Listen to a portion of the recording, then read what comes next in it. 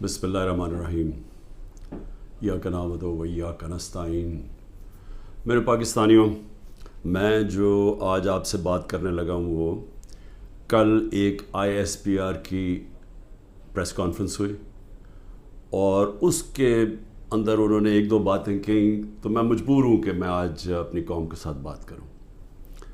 جو انہوں نے بات کی کہ یہ پاکستان کے خلاف بغاوت اور اشارہ سارا تحریک انصاف کے اوپر کہ ہم نے بغاوت کی ہے، اور یہ کہ یہ پہلے سے پلان بن رہا تھا اس کا کہ ہم یہ پہلے سے ہی تیاری کر رہے تھے بغاوت کرنے کے لیے، اور یہ اپنی فوج کے خلاف یہ سارا یہ ہم نے کیا، اور جس طرح کی وہ بات کی گئی مجھے ایک بڑی تکلیف ہوئی اس کی۔ تو میں نے کہا کہ میں آج اپنی قوم کے سامنے ذرا 2-3 پوائنٹ رکھوں، کیونکہ جب ایسی بات کی جاتی ہے تو اس کا جواب دینا بڑا ضروری ہے۔ دیکھیں، اب یہ موقف آ گیا ISPR کا اور پاکستان کی اسٹیبلشمنٹ کا کہ تحریک انصاف نے بغاوت کی۔ اب یہ دوسرا بھی ایک موقف ہے، یہ ہمارا بھی موقف ہے، یہ میرا موقف ہے، میری پارٹی کا موقف ہے کہ ہمارے خلاف پوری کانسپریسی کی گئی، ہماری گورنمنٹ گرائی گئی، جبکہ پاکستان کی تاریخ میں 2 سالوں میں ہمارے 2 سالوں میں بہترین معیشت اوپر جا رہی تھی۔ آپ اگر اکنامک انڈیکیٹرز دیکھ لیں اور پاکستان اکنامک سروے پڑھ لیں تو وہ ان کی حکومت کا بھی پڑھ لیں جو ان کے دور میں شائع ہوا ہے، تو آپ کو یہ پتہ چلے گا کہ 17 سال کے بعد بہترین اکنامک پرفارمنس تھی، اور 17 سال پہلے اس لیے تھی کہ امریکی ڈالرز آ رہے تھے، ہم امریکہ کی وار آن ٹیرر لڑ رہے تھے۔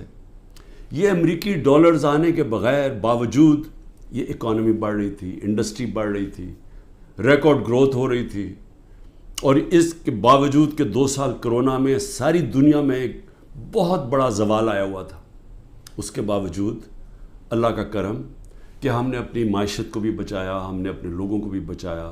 دنیا نے اکنالج کیا کہ پاکستان نے جو قدم اٹھائے کووڈ-19 میں وہ دنیا میں مثال تھے۔ ایک امریکی ایک اکانومسٹ جو کام کرتا تھا ڈونلڈ ٹرمپ میں، اس نے کہا کہ اگر امریکہ پاکستان کی مثال لے لیتا تو کتنے 10 کھرب ڈالر بچا سکتا تھا۔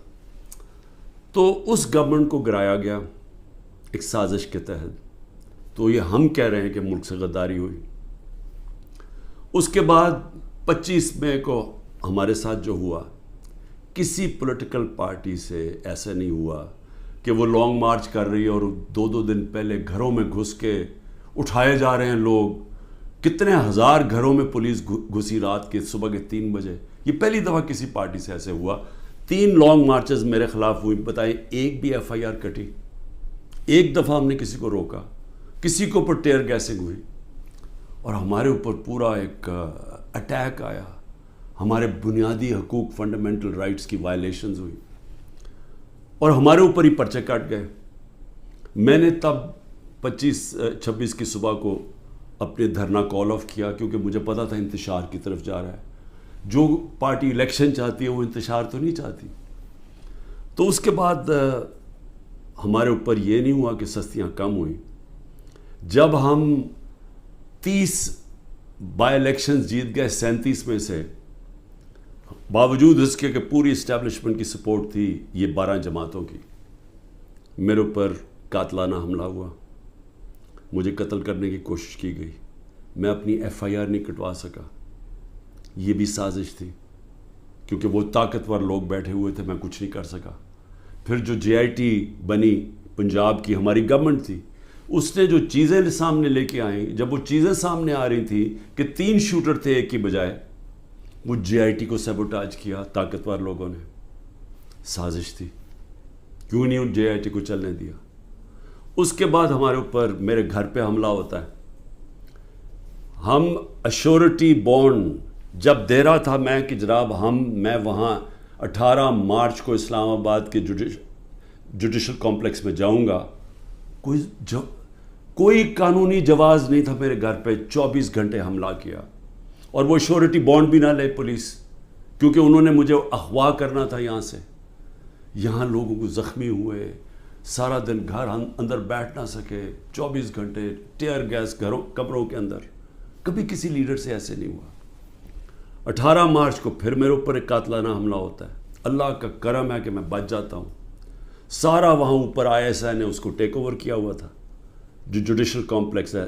CCTV کیمرہ انہوں نے بند کر دیے. پوری تیاری تھی کہ عمران خان کو قتل کرنا تھا وہاں.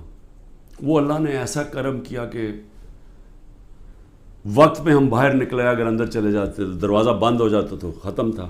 وہاں بچا میں. اس کے بعد اگلے دن یہاں، 2 دن کے بعد 3 دن کے بعد ادھر ایک اور مرتضیٰ بھٹو ٹائپ قتل کرنا تھا. وہ مجھے پہلے پتہ چل گیا، میں نے ٹی وی پہ چلا گیا، وہ رک گئی بات. تو سازش تو کیا ہو رہی تھی؟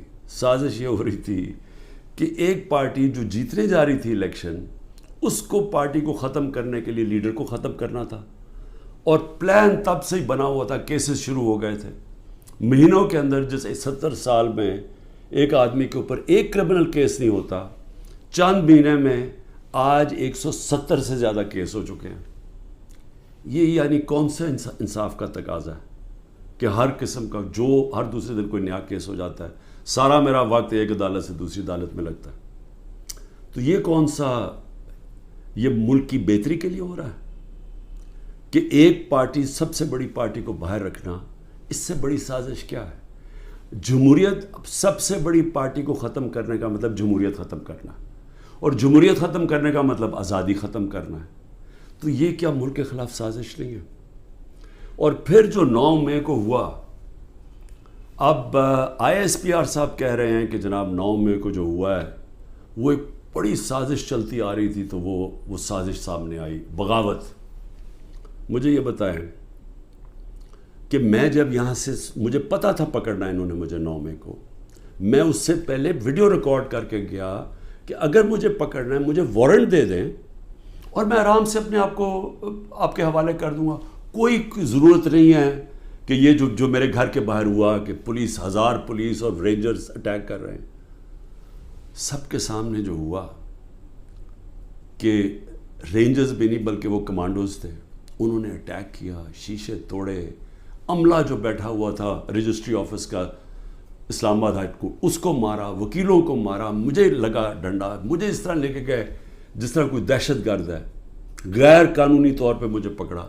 کیا یہ بھی سازش کا حصہ تھا؟ کیونکہ اس کی وجہ سے اشتعال آنا تھا لوگوں کو. اور ہمارا موقف یہ ہے کہ اس کو استعمال کر کے ایک پورا کریک ڈاؤن کیا گیا جو پہلے سے پلان تھا. ہو ہی نہیں سکتا کہ 2 دنوں کے اندر آپ 10,000 لوگوں کو جیلوں میں ڈال دیں پکڑ کے، جب سے پہلے سے پلان نہیں بنا ہوا تھا.